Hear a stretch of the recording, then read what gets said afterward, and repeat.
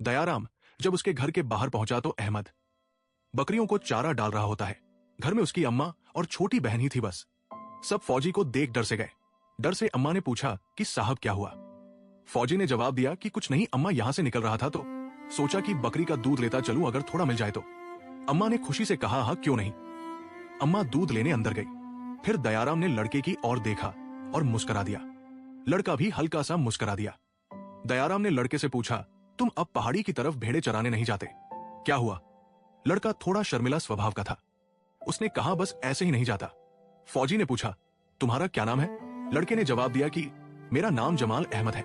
फिर दयाराम ने उसके घर की तरफ नजरें घुमाते हुए कहा कि मेरा नाम दयाराम है।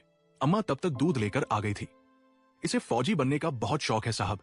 कहता है कि बड़ा होकर वो भी फौजी बनेगा और देश की रक्षा करेगा। दयाराम ये सुनकर बड़ा प्रभावित हुआ।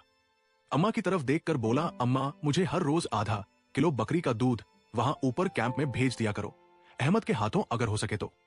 अम्मा ने हामी भर दी और अहमद की ओर देखकर हाँ ठीक है कहकर मुस्कुरा दी। अहमद भी मुस्कुरा दिया। अब रोज अहमद दूध लेकर जाता और दयाराम को देने लगा। उनकी दोस्ती अब बढ़ने लगी थी। बाकी फौजी भी उसके साथ दोस्ती बनाने लगे थे। अब अहमद सुबह से शाम तक वही उनके साथ रहता और उनकी ट्रेनिंग देखता और खुश रहता। वही सबको बकरियों का ताजा दूध भी निकालता और सबको पिलाता। फौजी भी उसे उचित मूल्य के हिसाब से उसे पैसे दे देते, जिससे अब उसका घर भी अच्छे से चलने लगा।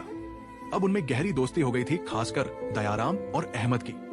गांव की तरफ जब भी दयाराम की ड्यूटी लगती तो कभी कभी वो उनके घर जाता और खाना भी खाता था।